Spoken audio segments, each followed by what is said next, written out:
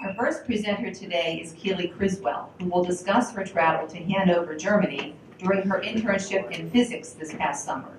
Keeley is a senior with a double major in computer science and applied physics and a minor in mathematics. Keeley will discuss her travels throughout Germany during her internship, where she had the opportunity to visit a national park, a medieval walled city, and famous castles.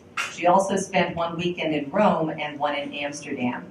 I'm very proud of Keeley. She has presented at Thiel Forum in the past, and I know she'll do an excellent job today. So I give you Keeley Criswell. Hi everybody, my name is Keeley Criswell, and I'm going to talk to you about my summer internship that I did in Hannover, Germany. And this presentation is going to be focused on the travel that I did, whereas I'll be giving one later in the semester on the actual research. So my program was funded through the National Science Foundation, and it was an international research experience for undergraduates. So I spent 2 months doing research in Germany, and the location of where I did the research was Hannover, although on weekends I did a lot of traveling to other places in Germany. This picture is in the Netherlands, which is where we all flew into. There were people who did this program that ended up based all over Europe, and we all flew into the Netherlands for a program at the beginning, an orientation program. Here is a little map to show you where Hannover is located in relation to Germany and where Germany is in the rest of Europe. Hannover is, well, when I first heard that I was going to Hannover, I wasn't particularly excited because I didn't think there would be a whole lot to do. Hannover was very heavily bombed during World War II, to the point where the city was pretty much flattened, and there's all about one street of buildings that are still left, and those are buildings that were all over Germany that they moved to one area. So I didn't think there'd be a whole lot to do. I was wrong. So some of the things that I've pictured up here are from what's called the Red Line Walk, which is literally a red line that's painted on the ground, and you follow it throughout Hannover on about a 3-hour walk that goes past a whole bunch of their different sites. So there's their Congress building, I think. That's the one street of the old town. That is a sculpture. There are 3 of them, and they're very interesting. And I'm pretty sure it's supposed to depict a woman, because the other ones have big round things on them too. And that down there is a church that they left standing, a hollowed-out church that was bombed during World War II. The first weekend we were there, we went to the zoo. They have a pretty big zoo, and their zoo has a red panda, which is my favorite animal. So we went to see the red panda, and while we were there, we also watched the gorillas being fed. And Schützenfest is the other major thing that I did while I was in Hannover. This is a Marksman Festival, and it's actually the largest Marksman Festival in the world. So here are pictures from the parade that we went to see. We didn't stay for the whole parade because it lasts a little bit over 3 hours. But there are other events that happen throughout the week as well, shooting-related events, as well as an actual festival with food and rides and games.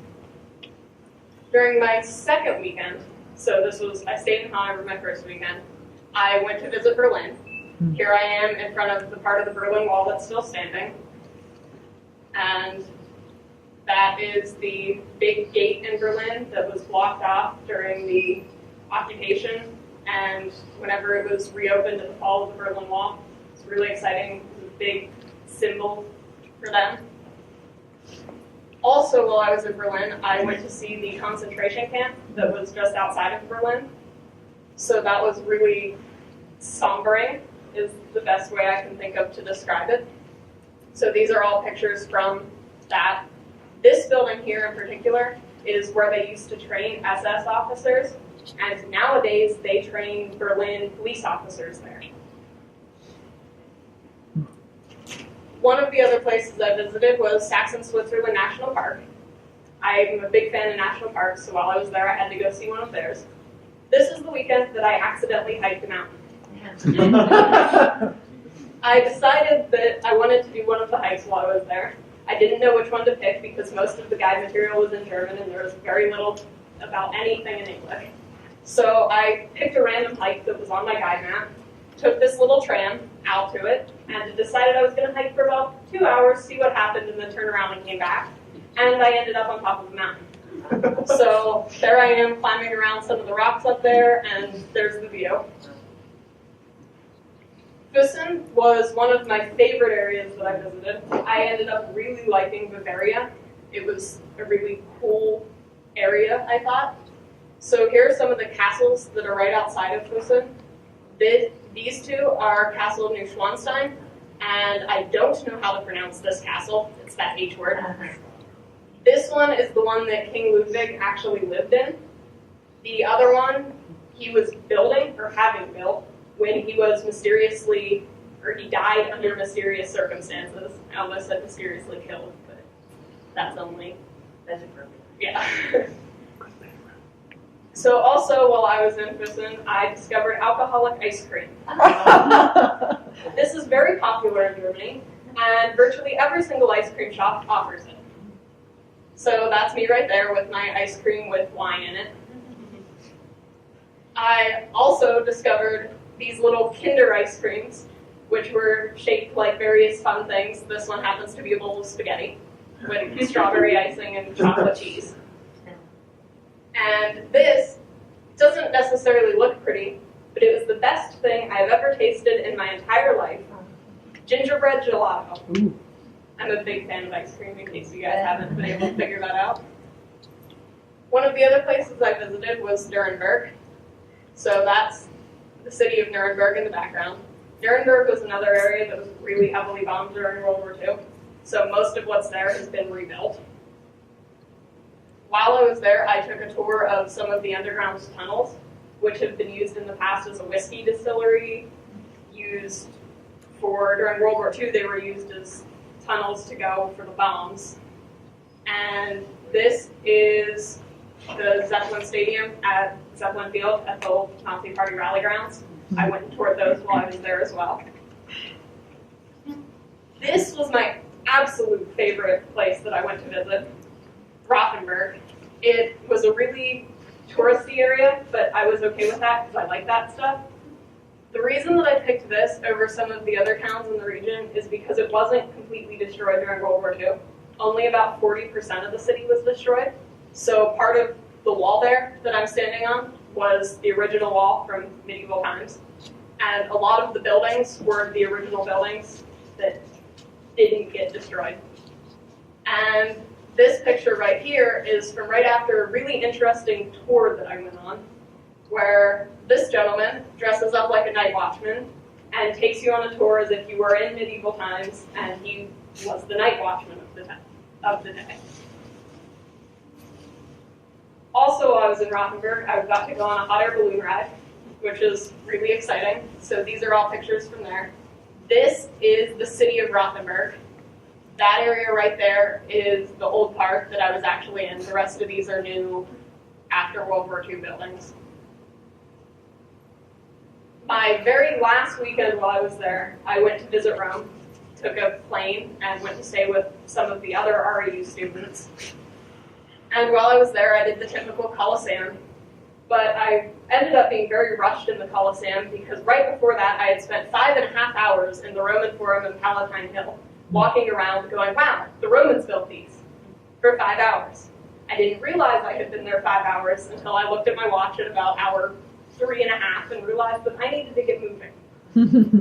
The second day I was there, I went to visit Ostia Antica, which are, these two pictures are from there. It's about a 30-40 minute train ride outside of Italy, and it's all ancient Roman buildings. But the difference between that and these are here, there was virtually no one. For example, where this picture was taken, I could do a 360-degree turn and see no people. I'm standing on top of one of the buildings there. So you could actually walk among them, climb on them, and you really were alone to enjoy everything. And that's a picture in Hannover. Does anybody have any questions?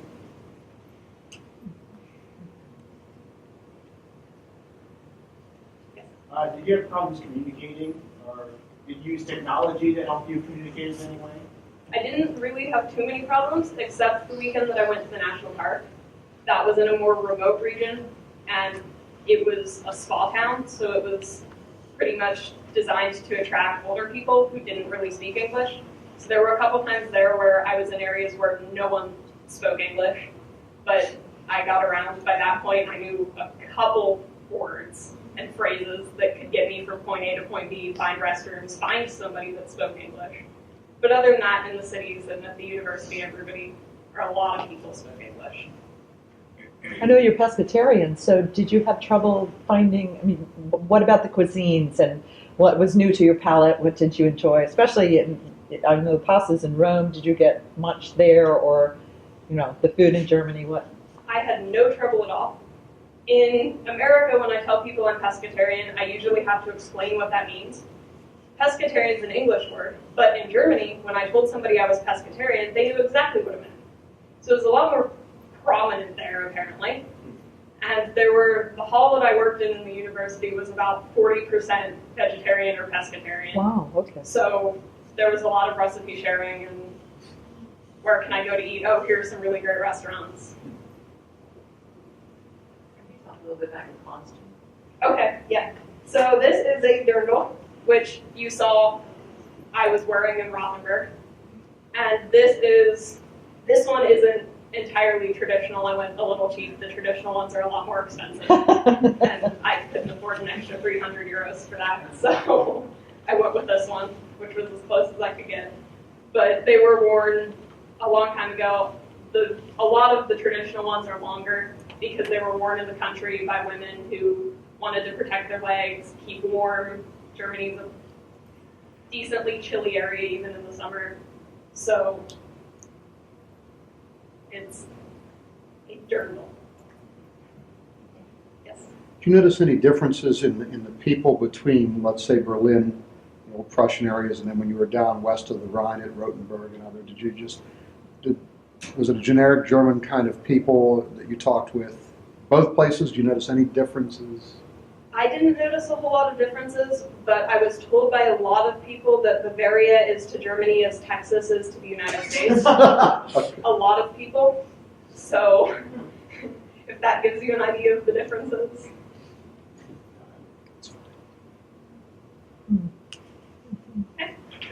Thank you.